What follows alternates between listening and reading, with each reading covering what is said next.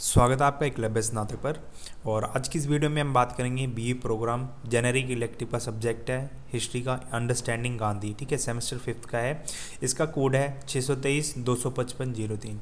इसके कुछ important question हैं, उनको डिस्कस करेंगे, या फिर हम ये कह सकते हैं इसके कुछ जो प्रीवियस ईयर के क्वेश्चन पेपर हैं उनको डिस्कस करेंगे, जो कि काफ़ी ज़्यादा इंपॉर्टेंट हैं। और इन पेपर्स में आप ये देखोगे कि ये मोस्टली जो क्वेश्चंस हैं वो रिपीटेड क्वेश्चन है। ठीक है, यहाँ पे मैं 2 क्वेश्चन पेपर डिस्कस करूँगा और दोनों में आप ये देखोगे कि जो क्वेश्चन पेपर है वो रिपीटेड है। ठीक है, इनकी बस लैंग्वेज में थोड़ा सा डिफरेंस हो सकता है। ठीक है, बट कंटेंट आपको क्या देना है वो बिल्कुल एग्जैक्टली सेम रहेगा। ठीक है, तो पहला क्वेश्चन है, स्वराज क्या है? गांधी द्वारा प्रतिपादित स्वराज के विभिन्न आयामों की विवेचना कीजिए। What is Swaraj? Discuss the various dimensions of Swaraj as postulated by Gandhi. ठीक है, तो यहाँ पे आपको बताना स्वराज। स्वराज का मतलब क्या होता है आप समझो। स्वराज बेसिकली 2 शब्दों से मिलकर बना है। एक होता है स्वयं, या फिर हम कह सकते हैं स्व, और ठीक है, और दूसरा है राज। स्वयं मतलब हम खुद, ठीक है, यानी कि सेल्फ। ठीक है, दूसरा है राज। राज यानी कि शासन करना। ठीक है, आप देखा होगा राजा होते थे पहले राज करा करते थे। ठीक है, तो यहाँ पे क्या हुआ कि हमारा राज, जब भारत गुलाम था अंग्रेज़ों का, ठीक है, तो वहाँ पे बहुत सारे ऐसे आंदोलन हुए जहाँ पे ये आवाज़ उठी कि हमें स्वराज चाहिए। ठीक है, तो स्वराज का यही मतलब था कि यहाँ पे जितने नियम कानून बने, ठीक है, जो भी राज व्यवस्था हो हमारी हो। ठीक है, हमारे अनुसार यहाँ पे शासन होना चाहिए, क्योंकि ये देश हमारा है। ठीक है, यहाँ पे चाहे कोई भी आए हो, दादा भाई नौरोजी आए हो, ठीक है, जवाहरलाल नेहरू, सरदार पटेल, जितने भी आए थे, जितने स्वतंत्रता सेनानी आए थे, उन्होंने स्वराज को इसी में लिया कि हमें जो अंग्रेजी शासन है, ठीक है, अंग्रेजी हुकूमत है, उससे आज़ादी चाहिए। लेकिन गांधी यहाँ पे थोड़ा सा हटके इन्होंने बोला था कि हमारा शासन होना चाहिए, लेकिन उन्होंने थोड़ा सा और इसको चेंज करके बोला। उन्होंने ये कहा था कि हमें अपना शासन तो चाहिए, लेकिन उस शासन की नींव क्या होगी? ठीक है, वो किस तरह से शासन करेगा? हमारा जो समाज है उससे जुड़ के रहना होगा, हमारी जो सांस्कृतिक पहचान है उसको बनाए रखना होगा। ठीक है, तो ये गांधी के विचार थे स्वराज पे। उन्होंने कुछ आयाम दिए थे, या फिर हम कह सकते हैं डायमेंशन। उन्होंने व्यक्तिगत आयाम दिया था, व्यक्तिगत आयाम। ठीक है, दूसरा था राजनीतिक आयाम, तीसरा हम ले सकते हैं आर्थिक आयाम। ठीक है, तीनों को हम डिस्कस करेंगे कौन कौन से में क्या क्या डिफरेंस होता है। व्यक्तिगत आयाम में हम कह सकते हैं कि जो व्यक्तिगत स्वराज होता है, यहाँ पे बात की जाती है, गांधी ने करी थी कि व्यक्ति के अंदर जो अहंकार होता है, ठीक है, उसके अंदर जो सेल्फ रियलाइजेशन की पावर होती है, उसको हमें डेवलप करना है। ठीक है, इससे कि हमारा जो स्वराज का मकसद है वो और मजबूत होगा। दूसरा था राजनीतिक स्वराज। राजनीतिक स्वराज में जो राज व्यवस्था होती है उसमें जो स्वतंत्रता होती है लोगों को वो मिलनी चाहिए। ठीक है, एक अच्छी जो पॉलिसीज़ वगैरह होती है उनको बनाया जाना चाहिए अच्छी तरह से। कोई भी देश होता है हमारा उसको मेंटेन किया जाना चाहिए, राज्य को मेंटेन करना चाहिए। ठीक है, तो ये था राजनीतिक स्वराज। आर्थिक स्वराज में जो आर्थिक असमानताएं या फिर जो भिन्नताएं थी, ठीक है, समाज में, उनके बारे में गांधी ने बोला था कि लोगों को जो आर्थिक रूप से स्वतंत्रता देनी चाहिए। ठीक है, लोगों के बीच में जो आर्थिक समानता होती है उसको बढ़ाना चाहिए। ठीक है, तो ये कुछ जो आयाम थे गांधी ने दिए थे। आप कुछ और लिख सकते हो, जैसे सामाजिक स्वराज, जो समाज में जितनी कुरीतियाँ होती हैं, ठीक है, जाति व्यवस्था होती है, उसमें लोगों को असमान या फिर एक दूसरे से भिन्न बताया जाता है। ठीक है, लोगों के साथ भेदभाव किया जाता है, तो उससे छुटकारा किस तरह से मिल सकता है? ठीक है, तो ये था मकसद हमारा सामाजिक स्वराज का। ठीक है, तो ये कुछ इसके डायमेंशंस हैं। दूसरा क्वेश्चन है, discuss the Gandhi's idea of trusteeship. ठीक है, तो गांधी की ट्रस्टीशिप के विचार की विवेचना कीजिए। तो आप एक बार याद करो कि गांधी जब अफ्रीका से लौट के आए थे तो उन्होंने देखा था हमारा जो समाज है उसमें अलग अलग तरह की आर्थिक भिन्नताएं थी। ठीक है, लोगों के बीच में ज़्यादा भेदभाव माना जाता था। ठीक है, तो उन्होंने एक आर्थिक मॉडल दिया था। ठीक है, यार हम ये कह सकते हैं अर्थव्यवस्था के लिए एक मॉडल दिया था, जिसमें उन्होंने ट्रस्टीशिप की बात की थी। तो इस ट्रस्टीशिप के मॉडल को उन्होंने अब दक्षिण अफ्रीका में उन्होंने इसको प्रतिपादित किया था। ठीक है, तो उसमें ये कहा गया था कि कोई भी जो संपत्ति होती है या फिर कोई भी पूंजीपति होता है उसको सिर्फ उतनी ही संपत्ति रखनी चाहिए जिससे उसकी जितनी आवश्यकताएं होती हैं, उसकी ज़रूरतें होती हैं, नीड्स होती हैं, वो पूरी हो सके।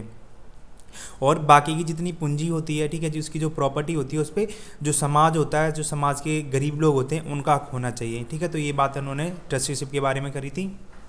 उन्होंने एक चीज़ और कही थी कि जो पूंजीपति होते हैं उनके पास जो धन होता है वो उस धन के या फिर जो संपत्ति होती है उसके सिर्फ एक रखवाले होते हैं, ठीक है, ट्रस्टी होते हैं, जिससे कि उनकी देखभाल कर सकें, ठीक है। बाकी जो उसके असली मालिक होता है वो समाज होता है, जो समाज का गरीब तबका होता है वो उसका पूरा मालिक होता है, ठीक है।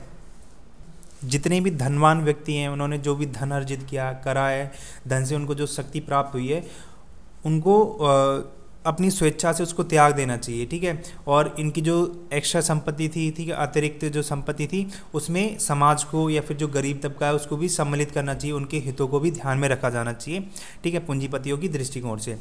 और उन्होंने एक चीज़ और कही थी कि अगर वो उसको अपने उसमें हित अपने संपत्ति में शामिल नहीं करेगा, ठीक है, तो ये आगे चल के एक रक्त रंजित क्रांति के लिए, ठीक है, एक हिंसक विद्रोह हमें देखने को मिल सकता है, ठीक है। तो आपको ये पता है कि अगर समाज में ज़्यादा ही असमानता आ जाती है तो जो निचला तबका होता है वो विद्रोह करने लग जाता है, ठीक है।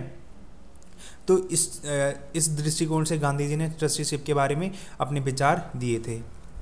क्वेश्चन नंबर 3 है, स्वदेशी से आप क्या समझते हैं?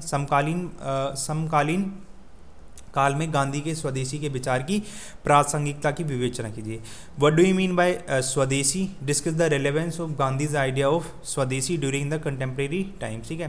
तो स्वदेशी क्या होता है? स्वदेशी मतलब हमारा देश, ठीक है, जो भी चीज़ हम बनाते हैं, आपने देखा उस देसी चीज़ें, ठीक है। तो यहाँ पे क्या मतलब हुआ कि जो भी हमारा सामान होता है उसको हम स्वदेशी बोल सकते हैं, ठीक है।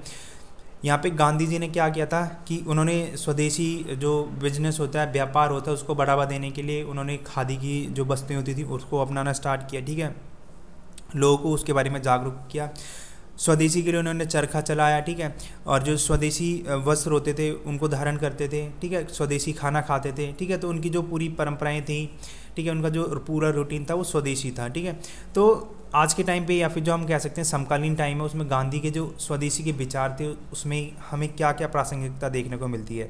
आपने याद करा होगा कि जब चाइना और इंडिया के बीच में जो कन्फ्लिक्ट हुआ था, डोकलाम विवाद हुआ था, ठीक है, जो चलते रहता है, ठीक है, तो उसमें क्या था कि ये जो अपने पीक पे था उस टाइम पे, तो जो इंडिया की पॉपुलेशन थी, मेजॉरिटी ऑफ द पॉपुलेशन, उन्होंने जो चाइनीज़ प्रोडक्ट्स होते हैं उनको लेना बंद कर दिया, ठीक है, उसको यूज़ करना बंद कर दिया। उसके बदले उन्होंने जो इंडियन के प्रोडक्ट्स होते थे, जो स्वदेशी प्रोडक्ट होते हैं, उनको यूज़ करना स्टार्ट करा, ठीक है। तो हमें कहीं ना कहीं आज के टाइम पे इसकी प्रासंगिकता देखने को मिल जाती है, ठीक है। और भी चीज़ें हम देख सकते हैं जैसे खादी ग्रामोद्योग है, ठीक है, तो जो हैंडक्राफ्ट होते हैं उनको सपोर्ट करने के लिए हम उनकी ज़्यादा से ज़्यादा चीज़ों को यूज़ करते हैं, तो ये भी एक विचार है स्वदेशी का, ठीक है। और भी आज के टाइम पर अगर हम देखते हैं जो हमारी लोकल मार्केट होती है उसमें हमें वहाँ की जो स्थानीय चीज़ें होती हैं वो देखने को मिल जाती हैं, ठीक है। तो ये एक तरीका होता है, विचार है स्वदेशी का, जो कि हम देख सकते हैं ये गांधी द्वारा प्रतिपादित है, जो कि उन्होंने पिछले टाइम से स्टार्ट करा था और आज भी और जो फ्यूचर आने वाला है उसमें भी चलता रहेगा, ठीक है। अगर हम इसके इतिहास में जाएं, ठीक है, तो गांधी ने जब इसको प्रतिपादित किया था किस तरह से उन्होंने इसको स्टार्ट किया था, ठीक है। तो भारत छोड़ो आंदोलन हुआ, ठीक है, तो उसमें जो इसकी जो विदेशी वस्तुएं होती थी उसकी होली जलाई जाती थी, यानी कि सामान जितना भी विदेशी सामान होता था उनको इकट्ठा किया जाता था और अंग्रेज़ों का विरोध करने के लिए उनको भारत छोड़ने के लिए मजबूर किया जाता था कि उनका जितना भी सामान होता था उसको एक जगह पे इकट्ठा करके हम उनकी होली लगाते थे, उसमें आग लगा दिया करते थे, ठीक है। तो ये एक तरीका था जिससे हम अपना विद्रोह करते थे, ठीक, उनके सामने, ठीक है। तो आज के टाइम पे हम ये कह सकते हैं कि जो गांधी के स्वदेशी के विचार थे उनका पूर्ण रूप से पालन किया जाता है, ठीक है। उनकी कहीं ना कहीं आज के टाइम पे भी प्रासंगिकता है समकालीन काल में, समकालीन भारत में, ठीक है। क्वेश्चन नंबर 4 है, evaluate Gandhi's perspective on religion and politics, ठीक है, धर्म और राजनीति पर गांधी के दृष्टिकोण का आलोचनात्मक मूल्यांकन कीजिए। अब आपको बताना है गांधी जी राजनीति और धर्म के बारे में क्या सोचते थे, ठीक है। तो उन्होंने उनके जो विचार थे वो आज के टाइम पे हम सोचते हैं धर्म क्या होता है, राजनीति क्या होता है, उससे काफ़ी ज़्यादा अलग थे, ठीक है। राजनीति क्या होती है? राज करने की नीति, ठीक है, या फिर कोई भी शासक होता है वो किसी राज्य पे, हमारे देश पे शासन करता है, राज करता है, तो उसके लिए जो व्यवस्था बनाई जाती है, राज व्यवस्था जिसको हम बोलते हैं, वो उसको हम कह सकते हैं राजनीति होती है। तो कोई भी जो शासक होता है उसको अपनी राज व्यवस्था में धर्म को अपनाना चाहिए, ठीक है। तो आज के टाइम पे आप देखोगे को जितने भी लीडर्स हैं वो कहीं ना कहीं धर्म को गलत तरीके से इंटरप्रेट करके, ठीक है, लोगों के बीच में जो हिंसा होती है, फिर उनके बीच में जो हेट होती है उसको फैलाते हैं, ठीक है, सांप्रदायिकता को बढ़ावा देते हैं, सांप्रदायिक जो तनाव होता है उसको कहीं ना कहीं बढ़ाते हैं, ठीक है, लोगों के बीच में नफरत फैलाते हैं एक दूसरे के खिलाफ। लेकिन अगर आप गांधी के विचारों को देखते हो, ठीक है, तो उनके लिए धर्म क्या था? उनके लिए धर्म सिर्फ पूजा करने तक सीमित नहीं था, मंदिर मस्जिद गुरुद्वारे इन तक जाने तक सीमित नहीं था, बल्कि गांधी के अकॉर्डिंग धर्म का मतलब था नैतिकता, मोरालिटी, ह्यूमन, ठीक है, ह्यूमैनिटी, मानववाद, ठीक है, ये मतलब था गांधी का धर्म के लिए। तो कोई भी जो शासक होता है उसको अपनी राज व्यवस्था में राजनीति जो उसकी होती है, ठीक है, उसको धर्म में अपनाना चाहिए, उसको उसके धर्म के अनुसार ही उसको चलना चाहिए, ठीक है, जिसमें जितनी भी नीतियाँ बनाई जाए, ठीक है, जितनी पॉलिसीज़ वगैरह बनाई जाती है, नियम कानून लॉज वगैरह बनाए जाते हैं, उसको उसमें कहीं ना कहीं मॉरलिटी, ठीक है, ह्यूमनिज़म, इनको उसमें अडॉप्ट करना चाहिए। और उन्होंने एक चीज़ और बोली थी कि जो धर्म होती है उसको राजनीति से कभी भी अलग नहीं किया जाना चाहिए, और ये एक दूसरे के मतलब चिपके हुए पार्ट होते हैं, ये कभी भी एक दूसरे से अलग नहीं हो सकते, ठीक है। ये था क्वेश्चन 4। अब क्वेश्चन 5 की बात करते हैं। Critically analyse Gandhi's views on women's question, ठीक है। तो यहाँ पे जो वुमेन एम्पावरमेंट है उसके बारे में आपको डिस्कस करना है। स्त्री प्रश्न पर गांधी के विचारों का समालोचनात्मक विश्लेषण कीजिए। गांधी जी जो वीमेंस थी, वीमेन एम्पावरमेंट के बारे में क्या सोचते थे, ठीक है, उनको डिस्कस करना है। तो बेसिकली गांधी जी ये कहते थे कि महिलाओं के खिलाफ कोई भी ऐसे कानून नहीं बनाए जाने चाहिए जो कि कभी भी पुरुषों पर लागू ना किए गए हों। और वो एक चीज़ और कहते थे कि अगर वो महिला या फिर स्त्री बन के जन्म लेते, ठीक है, उनका जन्म होता, तो जितने भी पितृसत्तात्मक या फिर जो उनके शोषण के लिए, जो महिलाओं के शोषण के लिए जो कानून बने हुए हैं वो उनका विरोध करते, ठीक है। वो ये भी बोलते थे कि मैं अपने बेटे या फिर जो उनकी बेटी होती है, महिला या फिर जो स्त्री या पुरुष होता है, ठीक है, उनके बीच में कभी भी असमान व्यवहार नहीं करूँगा, उनके साथ समान व्यवहार करूँगा, उनके साथ भेदभाव नहीं करूँगा, ठीक है। तो ये थे उनके विचार। और ये भी कहते थे कि जो नारी होती है, ठीक है, स्त्री होती है, वो पुरुष की सहभागी होती है, ठीक है, जो कि पुरुष को उसकी सफलता प्राप्त करने में काफ़ी ज़्यादा महत्व देती है, ठीक है। तो इस तरह से जो कुछ पॉइंट्स होते हैं गांधी के व्यूज़ के, आप उनको यहाँ पे डिस्कस कर सकते हैं। क्वेश्चन नंबर 6 है discuss Gandhi's views on untouchability, ठीक है। अस्पृश्यता पर गांधी के विचारों की विवेचना कीजिए, ठीक है। अस्पृश्यता यानी कि अनटचेबिलिटी, पुराने टाइम पे अगर हम जाति व्यवस्था के अकॉर्डिंग देखें तो कुछ लोगों को निचली कास्ट में रख के उनका शोषण किया जाता था, ठीक है, उनको इतना अछूत माना जाता ताकि उनको देखना पाप होता था, ठीक है। अगर वो कहीं पे गली में चल रहे होते हैं, ठीक है, अगर किसी की निगाह उनके ऊपर पड़ गई तो हम वो मानते थे कि हमारा जो शरीर होता है हम अपवित्र हो जाते हैं, ठीक है। वहीं पे जब जो अस्पृश्य लोग चलते थे तो उनको अपने जो गला था, गले में घंटी या फिर कोई भी बजने वाली जो चीज़ें होती हैं वो पहननी होती थी, जिससे कि कोई भी अगर व्यक्ति आ रहा है तो उसको पता चल जाए कि ये अस्पृश्य व्यक्ति आ रहा है, इसको देखना नहीं है, ठीक है, वो अपना रास्ता बदल सकें। तो ये कुछ थी अस्पृश्यता की कंडीशन प्राचीन भारत में, ठीक है, जहाँ पे हमें जो लोगों का शोषण था वो काफ़ी ज़्यादा देखने को मिल जाता है। इस पर गांधी जी के क्या विचार थे? गांधी जी ये कहते थे कि ऐसा कोई भी कानून या फिर कोई भी नियम नहीं हो सकता जो इंसान से इंसान के बीच में इतना गैप पैदा कर दे, इतनी दूरी दे दे, ठीक है। लोगों के बीच में इतनी असमानता लाने के लिए मैं कोई भी ऐसा कानून होगा उसको मानूंगा नहीं, ठीक है। तो एक बार उनके जब वो छोटे थे तो उनकी जो माँ थी उन्होंने भी अस्पृश्यता को फॉलो करती थी, ठीक है। तो उस टाइम भी उन्होंने काफ़ी ज़्यादा इनको समझाया अपनी माँ को, ठीक है, कि ये सब गलत है और ऐसा कोई भी कानून नहीं हो सकता था। वो हमेशा एक बात खुल के क्या करते थे कि अगर कोई भी व्यक्ति ये सिद्ध कर दे कि जो वेद हैं उन्होंने अस्पृश्यता को मान्यता दी है तो वो वेद को छोड़ देंगे लेकिन अस्पृश्यता को कभी नहीं छोड़ेंगे, ठीक है। तो इसका मतलब यही है कि अगर वेदों ने कहीं ना कहीं उसको मान्यता दी है तो वेदों को पढ़ना छोड़ देंगे लेकिन ये जो कानून है उसको कभी भी नहीं मानेंगे, ठीक है, कि लोगों के बीच में इतनी असमानता होती है, उनको अस्पृश्य समझा जाता हो, ठीक है। हालांकि वेदों में कहीं पे भी ये नहीं कहा गया है कि लोग अस्पृश्य होते हैं, ठीक है। वहाँ पे बेसिकली 4 वर्णों की बात करी गई है, ब्राह्मण, क्षत्रिय, वैश्य और शूद्र, ठीक है।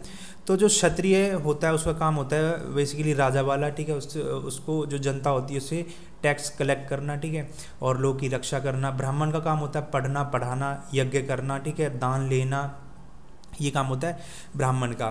फिर आते हैं वैश्य पे, तो वैश्य का काम था किसान या फिर जो खेती होती है उसको करना, व्यापार करना, ठीक है, और ब्राह्मण को दान देना, जो क्षत्रिय था उसको टैक्स देना। वहीं पर अगर हम शूद्र की बात करते हैं तो शूद्र कुछ ऐसे लोग हुआ करते थे जो अपनी सर्विसेज दूसरों को दिया करते थे, ठीक है।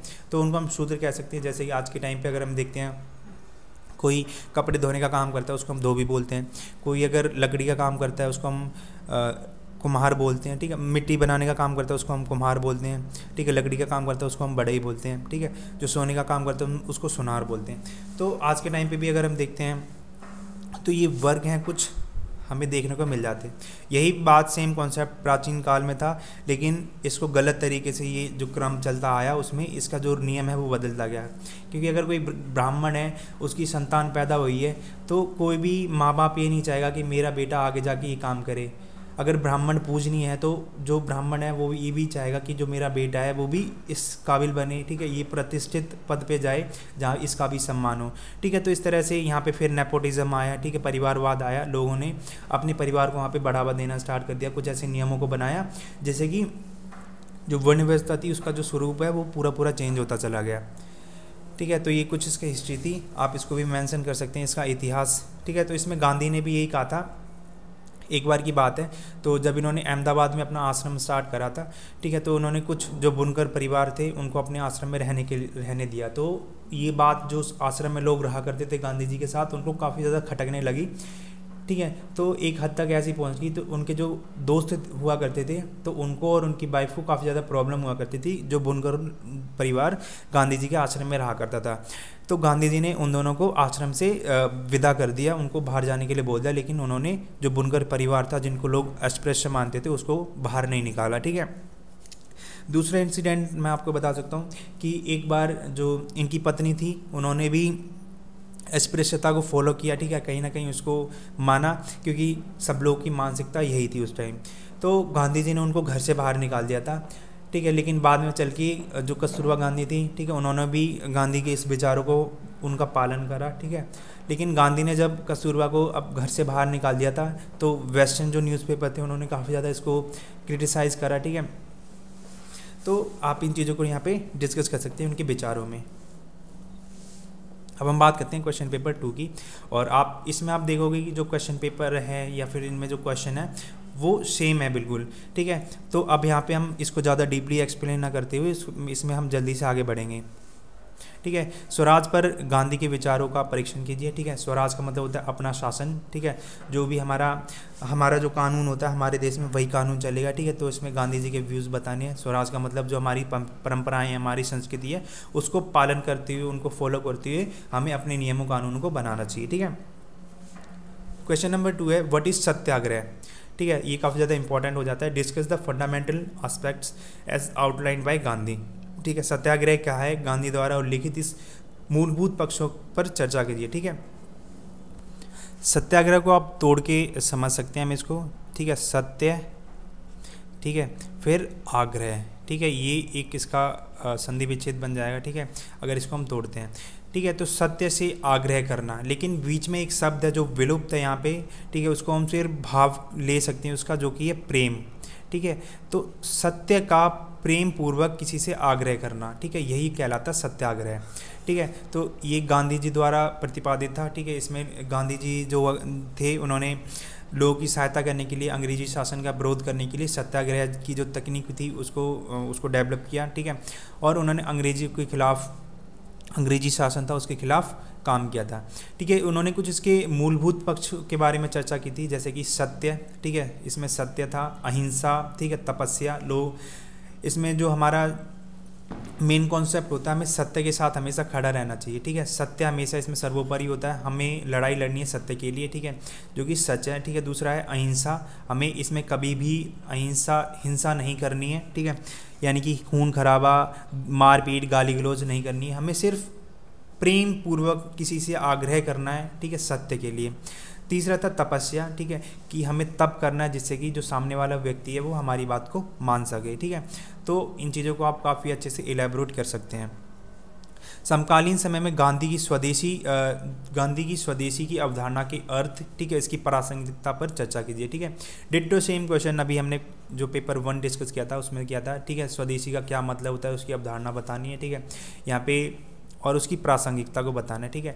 तो दोनों को मैंने आपको डिस्कस कर दिया है, ठीक है। आज के टाइम पे अगर हम इसकी प्रासंगिकता को देखते हैं तो जो लोग हैं वो कहीं ना कहीं जो स्वदेशी होता है उसके उसकी ओर बढ़ते जा रहे हैं, ठीक है। एग्जाम्पल के लिए मैं बात करूँ, जब चाइना और इंडिया का जो कन्फ्लिक्ट रेज हुआ था, ठीक है, उसमें देखने को मिला था, तो जो इंडियन लोग थे, जो पॉपुलेशन थी, तो उन्होंने जो चाइनीज़ प्रोडक्ट थे उसको यूज़ करना बंद कर दिया, उसको लेना ही बंद कर दिया, ठीक है। तो ये उन्होंने कदम बढ़ाया था स्वदेशी की तरफ। वहीं पे अगर हम जो बिफोर इंडिपेंडेंस देखते हैं, ठीक है, तो जितने भी आंदोलन चला करते थे उनमें भी एक जो हमारी स्वदेशी की अलग जगाने के लिए जो गांधी जी थे, वो कहीं ना कहीं स्वदेशी वस्तुएं होती थी उसका प्रयोग करते थे। उनकी जो डेली रूटीन हुआ करता था उसमें भी स्वदेशी की झलक मिलती थी, ठीक है। सूती कपड़े पहनते थे, वो चरखा चलाते थे, ठीक है। जो आमजन हुआ करते थे उनके बीच में रहा करते थे, खाना उनका बिल्कुल सिंपल हुआ करता था, ठीक है। तो ये इनकी कुछ प्रासंगिकता थी, ठीक है। और गांधी किस तरह से स्वदेशी को फॉलो करते थे ये मैंने आपको बताया।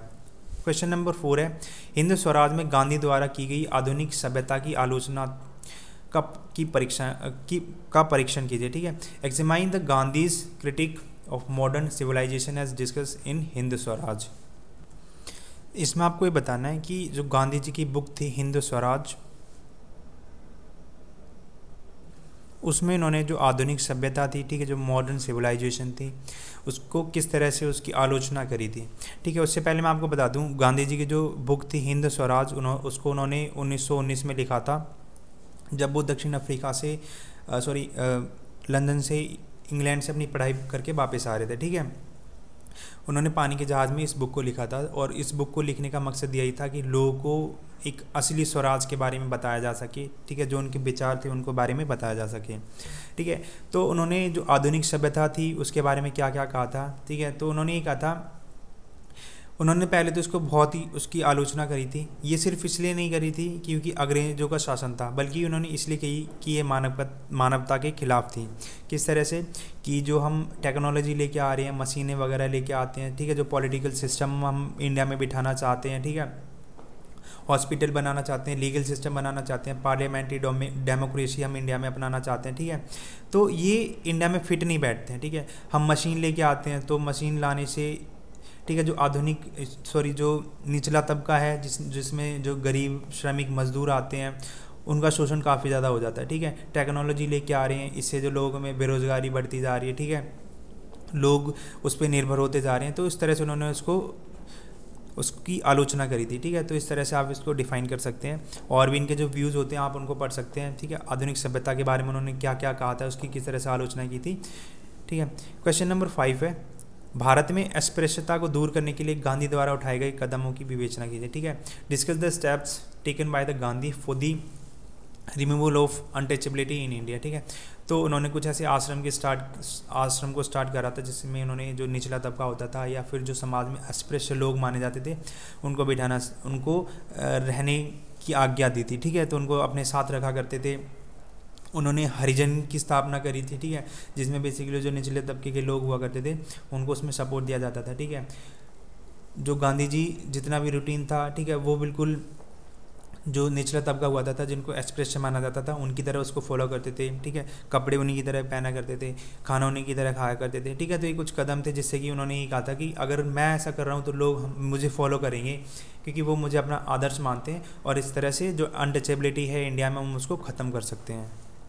क्वेश्चन नंबर 6 है, गांधी के विचार में महिला सशक्तिकरण के लिए जो गांधी के विचार हैं, ठीक है, भारत में महिला सशक्तिकरण के लिए कितने व्यवहारिक हैं, ठीक है, उसका मूल्यांकन करना, ठीक है। तो यही है महिला सशक्तिकरण का। Evaluate how much Gandhi's ideas are practical for women empowerment in India, ठीक है।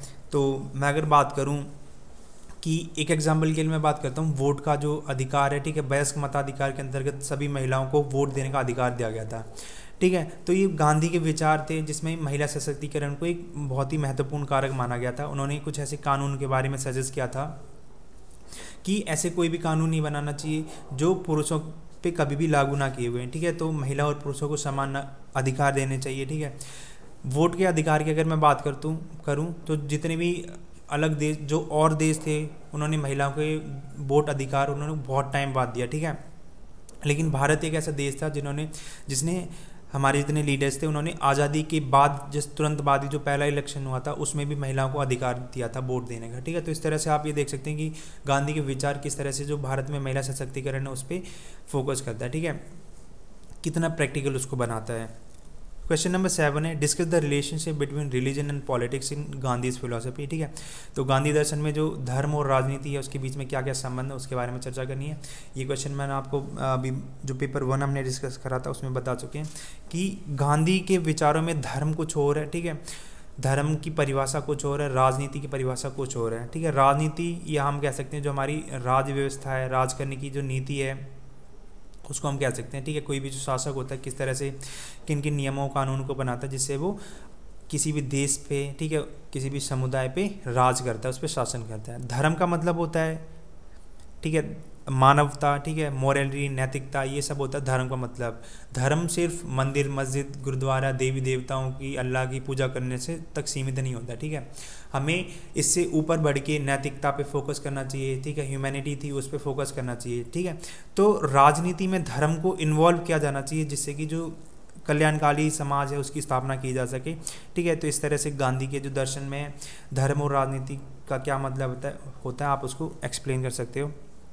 अब यहाँ पे किसी भी 2 पर संक्षिप्त टिप्पणी लिखिए। ठीक है, कोई भी शॉर्ट नोट लिखना कि नहीं भी 2 पे, मैं आपको चारों एक्सप्लेन करता हूँ। राष्ट्रवाद पर गांधी के विचार, ठीक है, ट्रस्टीशिप का विचार, ठीक है, ट्रस्टीशिप या फिर हम अभी मैंने आपको बताया था कि ये जो सिद्धांत था ये आर्थिक न्याय के लिए, आर्थिक समानता के लिए गांधी ने इसको प्रतिपादित किया था जो दक्षिण अफ्रीका में थे उस टाइम पे। ठीक है, तो जब ये भारत में आए तो उन्होंने देखा कि बहुत ही ज़्यादा असमानता है, आर्थिक भिन्नताएं हैं। ठीक है, तो उन्होंने ये कहा था कि जितने भी पूंजीपति लोग हैं उनके पास जो अतिरिक्त संपत्ति है उसके जो असली मालिक हैं वो समाज का जो गरीब तबका है वो है, और जो पूंजीपति लोग होते हैं वो अतिरिक्त मालिक के सिर्फ रखवाले होते हैं। ठीक है, और पूंजीपतियों को अपने हितों में जो गरीब समाज है उसको भी अपने हितों में शामिल करना चाहिए। ठीक है, वैकल्पिक आधुनिकता की अवधारणा, ठीक है, और सांप्रदायिक सद्भाव पर गांधी के विचार थे क्या थे। Gandhi on communal harmony. ठीक है, तो जो हिंदू मुस्लिम थे या फिर जो अलग अलग धर्म के लोग थे उनको एक साथ मिलकर रहना चाहिए जिससे कि हम एक ऐसे भारत की स्थापना कर सकें जो कि दूसरों के लिए एक उदाहरण प्रस्तुत कर सके। ठीक है, यहाँ पे आप देखते हो अलग अलग धर्मों के लोग रहते हैं। दुनिया में जितने भी धर्म बेसिकली हमें देखने को मिलते हैं उनके सभी जो अनुयायी होते हैं वो भारत में रहते हैं। ठीक है, चाहे बौद्ध धर्म हो जाए, जैन धर्म हो जाए, ठीक है, ईसाई, हिंदू, मुस्लिम जितने भी हैं वो सारे के सारे यहाँ पे बसते हैं। ये कुछ मुख्य धर्म होते हैं। ठीक है, वहीं पे उन्होंने एकता में अनेकता की बात की थी। ठीक है, यहाँ पे इतने धर्म हैं, उनकी जो कल्चर होती है, ठीक है, उनकी जो संस्कृति है, भाषाएं, उनका रहन सहन का जो तरीका पूरा अलग है, लेकिन फिर भी हमें एक साथ में रहना चाहिए। ठीक है, एक साथ में हार्मोनी के साथ में रहना चाहिए, सद्भाव से रहना चाहिए। ठीक है, तो ये कुछ इसके इम्पोर्टेंट पॉइंट्स थे।